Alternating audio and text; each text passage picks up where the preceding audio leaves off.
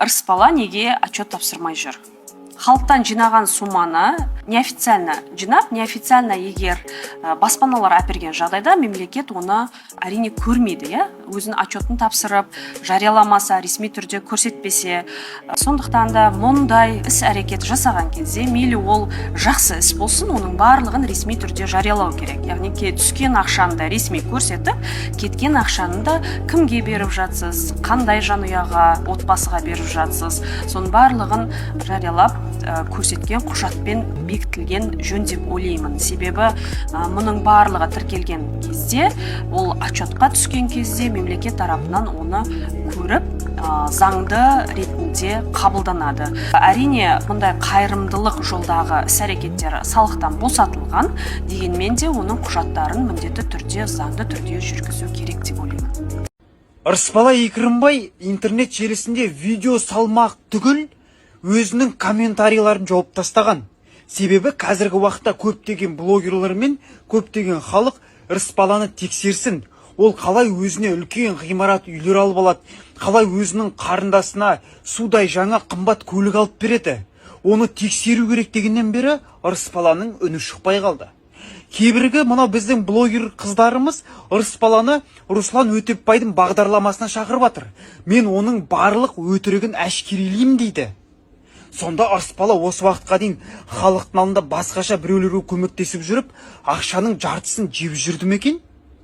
Өйткені көбісі қазір қайырымдылық қорлары, блогерлар тексеріп жатыр, комментарийлар толы Ырысбаланы тексеріңіздер. Ол халықты алдап жүр.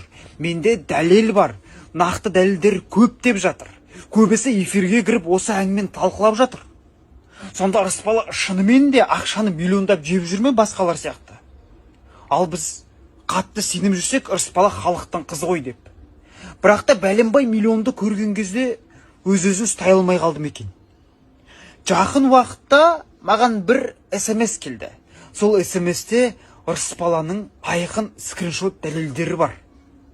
Алдағы уақытта егерде осы видеоға сіздер шығар десеңіздер, мен шығарайын. Барлық шындықты сіздерге айтып берейін халқым. Қалайсыздар ма соны? Мен айтамда, Аллаға шүкір біздің әділдікті жүрегі сүйетін, көкірегі ояу, тілі өте өткір журналистеріміз өте көп. Соның бірегейі Гүлмира Әбіқай. 165 миллион теңге, ол сол кездегі 20-25 адам жұмыс істейді. Келесі ел алдына жүрген алпауыт қайырымдылық қор қарекет, бірақ ресми сайтта есеп қаржыға қатысты еш дерек көрсетілмеген. Жалпы сансыз көп қордың арасынан заңды тіркелгендер аз. Заң неге мұндай олқылықтарды жіберіп қойды деген. Ой, кезінде Ильясты да Асаруменің директорында отырғызып қойып, қалай сұрақтың астына алды. Қорққаннан олар айлық табысын, есеп қисабын айтып, ақталып әлек болды. Ильяс болса қай өтірігін айтарын білмей, біраз сандырақтап азапқа түсті. Ауру жандарға ақша аудару деген. Ал енді арада 3 жылдан бері пәтер алмай жүргендер, сіздер бердік деп қолына ұстатып, бірақ 1 жылдан бері, 6 айдан бері. Сол кезде Гүлмира әпкемізге әй жарайсың, бәрекелді қазақтың қызы деп едім. Бірақ сол бағдарламаға мысал ретінде мені қараңдар, менің құрбым есеп қисапты күшті береді, істеп жүрген жұмысы адал, мені халқым осындай болу керек деп тарс еткізіп Ырысбала Екірімбай қорының есеп қисабын көрсетіп жүргенде тіпті керемет болар еді.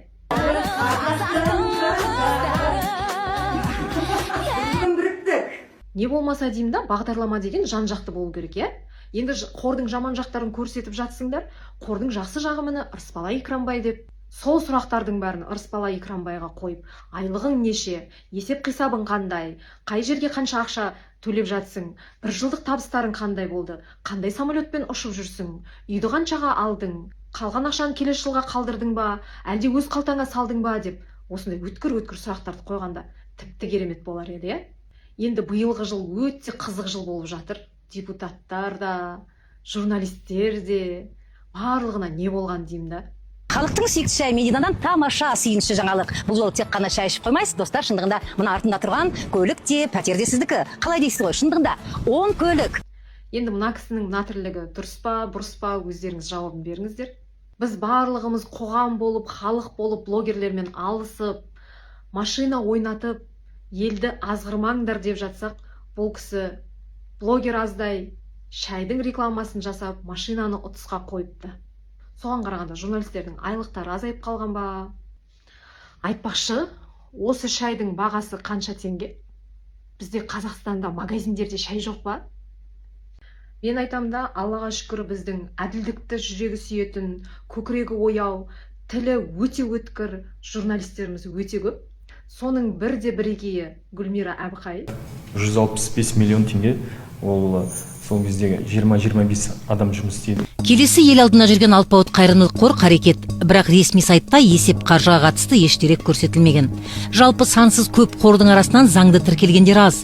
Заң неге мұндай олқылықтарды жіберіп қойды деген. Ой, кезінде Ильясты да Асаруменің директорында отырғызып қойып, қалай сұрақтың астына алды.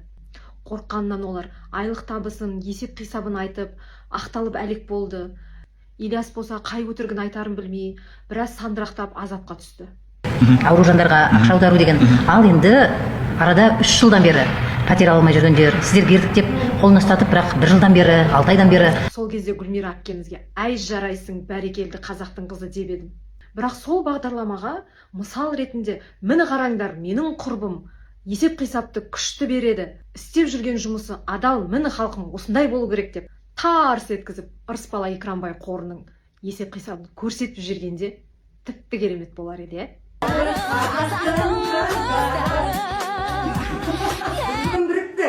Не болмаса деймін да, бағдарлама деген жан-жақты болу керек, Енді қордың жаман жақтарын көрсетіп жатсыңдар, қордың жақсы жағы міне Ырысбала Екранбай деп. Сол сұрақтардың бәрін Ырысбала Екранбайға қойып, айлығың неше, есеп қисабың қандай, қай жерге қанша ақша төлеп жатсың, 1 жылдық табыстарың қандай болды, қандай самолетпен ұшып жүрсің, үйді қаншаға алдың, қалған ақшаны келесі жылға қалдырдың ба, әлде өз қалтаңа салдың ба деп, осындай өткір сұрақтарды қойғанда тіпті керемет болар еді. Енді биылғы жыл өте қызық жыл болып жатыр. Депутаттар да, журналистер де, барлығына не болған деймін да. Халықтың сүйікті шайы Мединадан тамаша сүйінші жаңалық. Бұл жолы тек қана шай ішіп қоймайсыз, достар, шындығында мына артында тұрған көлік те, пәтер де сіздікі. Қалай дейсіз ғой, шындығында 10 көлік. Енді мына кісінің мына тірлігі дұрыс па, бұрыс па, өздеріңіз жауабын беріңіздер.